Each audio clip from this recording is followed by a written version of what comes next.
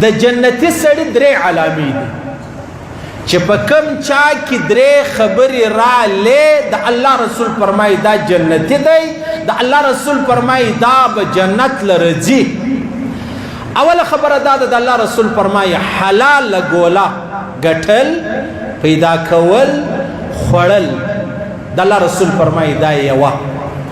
دویمه خبره دا ده د الله رسول فرمایي چې د ژوند پر سنتو برابري د بدعاتو سره د خرافاتو سره د رواجو سره لیري. دریمه خبره دا ده د الله رسول فرمایي چې جهان او مخلوق د شر خلاصي.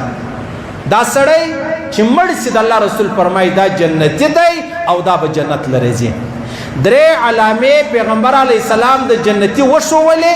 زه به خپل ځان ته وګورم چې آیا دا خبرې په ما کې سته که یا تاسو په خپل ځان کې وګورئ چې دا خبرې په تاسو کې سته که یا که سته بقول جناب نبی کریم صلی الله علیه وسلم چې دا جنتی دی. دا زما خبره نه ده، دا د شیخ زکریا صاحب رحمه الله خبره نه ده، دا د مولانا قاسم نانوتوی صاحب رحمه الله خبره نه ده، دا د امام ابو حنیفه صاحب او د امام بخاری خبره نه ده، دا د جناب نبی کریم صلی الله علیه وسلم ارشاد دی. حلال ګوله خوړل، حلال کاروبار کول، حلال روزگار کول دا یوه.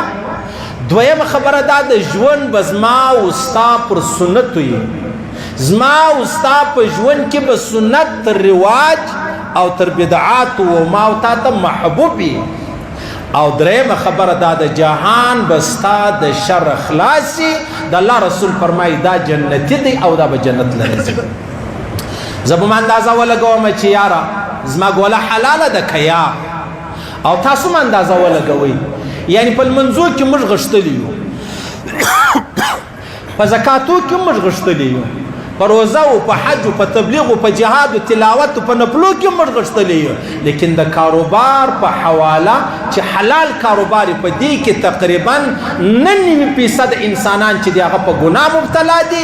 یو سړی به شاذ و نادر پیدا سي، یو خال سړی به چې هغه د حلالو طلب لري او د حرامو سزان چې دی هغه ګوري. روایتو کې راځي عبدالله بن مبارک فرمایي رحمه الله وای ستا سره 1,00,000 حرامي روپۍ در سره دي، 1,00,000 حرامي روپۍ در سره دي او یو روپۍ چې دا هغه حلاله ته لري، 1,00,000 حرامي روپۍ در سره دي او یو روپۍ چې دا هغه آلته د مردارو د حرامه د ناجایزه ده. دا 1,00,000 روپۍ د الله په لاره کې ورکول دومره ثواب نه لري لکه هغه یو روپۍ چې مرداره د حرامه د ناجایزه ده د هغه څه ځان کتل څو ثواب لري. 1,00,000 حلال روپۍ خرڅول عبدالله بن مبارک فرمایي د الله په لاره کې دومره اجر نه لري، ثواب نه لري لکه د یوې حرامې روپۍ څه ځان کتل، ځان بچاول او ځان لرې کول.